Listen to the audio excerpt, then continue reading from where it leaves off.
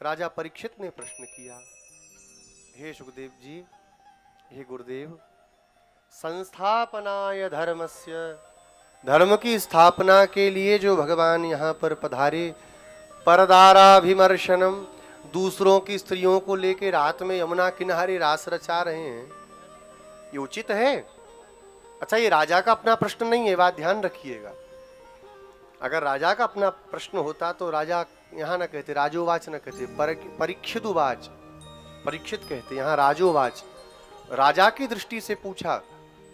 प्रजा में नालायक भी बहुत होते हैं, कल को वो लोगों को शंका होगी तो अभी तो सुखदेव भगवान है, बता देंगे, बाद में कौन बताएगा, तो पहले से प्रश्न कर दिया हम लोगों के लिए कि ऐसा किया भगवान ने।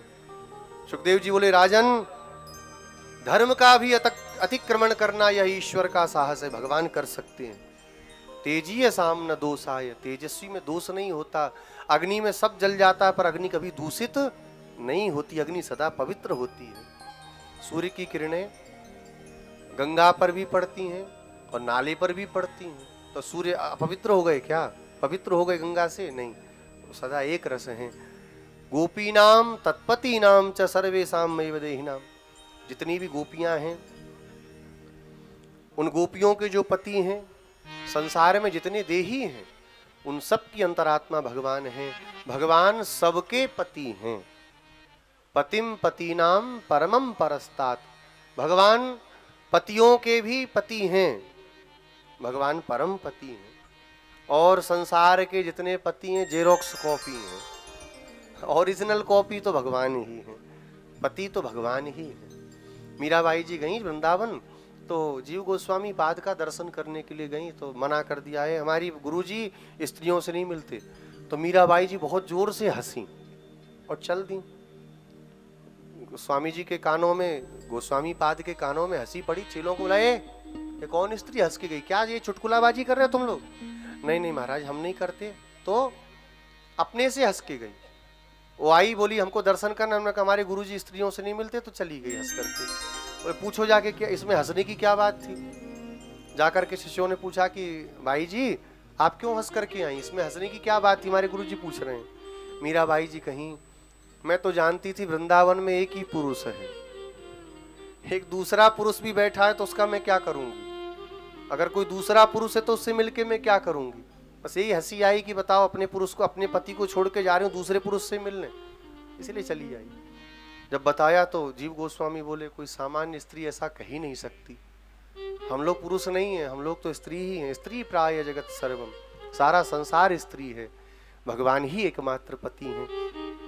इस रास लीला को सुनाने वाले कौन है? सुखदेव जी। स्त्री और पुरुष का भेद भी नहीं पता उनको, स्त्री क्या होती है, पुरुष क्या होता है। और सुन कौन रहे हैं? राजा परीक्षित, जो सब कुछ छोड़ करके गंगा तट पर बैठे हैं, बस एक दिन शेष बचा है मृत्यु में।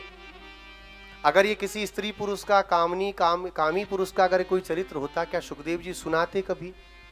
और राजा परीक्षित सुनते? इससे भी सिद्ध होता है कि अलौकिक भगवान का महारास है, इसमें दोष बुद्धि नहीं है। और क्या है रास? क्या है? बोले जीव का परमात्मा से जो मिलन है। अभी तक नकली पति, जीरोक्स पति को पकड़ के बैठे, असली पति जो मिल रहा वही तो महारास है। और है क्या महारास? श्री सुखदेव भगवान कहते हैं, भगवान की इस महाराज की कथा को जो लोग श्रद्धा पूर्वक सुनते हैं, श्रद्धा से अन्वित होकर के सुनुयात, जो सुनते हैं, वर्णयेत, इसका वर्णन करते हैं, रास पंचाध्यायी की कथा को सुने, इस कथा को गाए, इस कथा का जो पाठ करे, बोले पराभक्ति भगवान के हृदय में आती है। हृदय के सारे रोग, काम, क्रोध, लोभ, मोह सब खत्म हो जाते हैं और भगवान श्री हरि हृदय में आके विराजमान हो जाते हैं। इस महारास की फलश्रुति है।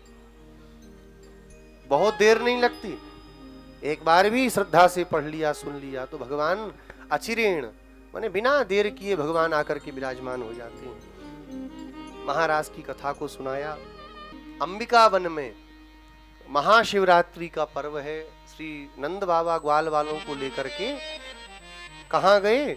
महाविद्या का मंदिर, अभी हाईवे की तरफ जाते मथुरा में, तो वहाँ महाविद्या का मंदिर, महाविद्या टीला बोलते हैं, वो अंबिका वन वही है।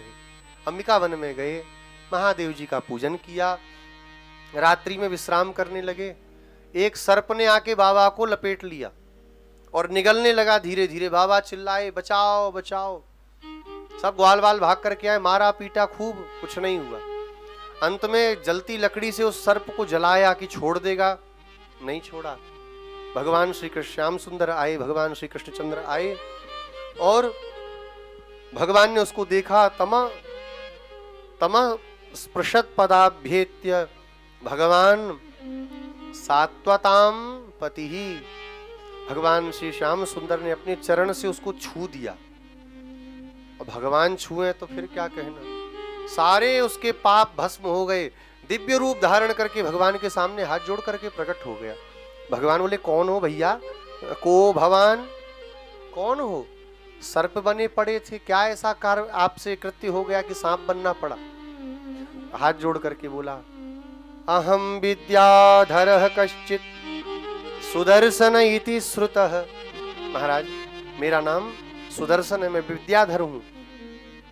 अपने श्री संपत्ति, अपने सुंदर रूप पर मुझे इतना अहंकार हो गया कि एक बार अपने विमान में बैठ के जा रहा था और 3 जगह से टेढ़े अंगिरा ऋषि को मैंने देखा और देख करके उनका मैं परिहास करने लगा। वो बेचारे टेढ़े टेढ़े चल रहे थे। मैं बोला, हा महाराज, क्या चलते हो बल खाती चाल, उर्वशी रंभा भी देखें तो शर्मा जाए। तो उन्होंने मुझसे कहा, बहुत अच्छी बात, जब हमारी चाल से उर्वशी रंभा शर्मा जा रही हैं तो तुम्हारी भी चाल से उनको शर्माना चाहिए। तो तुम भी ऐसे ही रेंगने वाले होकर के रहो, जाओ सर्प हो जाओ। आज उनका शापों में अनुग्रह यही, आज उनका वह शाप भी अनुग्रह से कम नहीं लग रहा। आपका दर्शन, आपके चरण कमल का मुझे संसर्ग मिला। कभी किसी का परिहास नहीं करना चाहिए।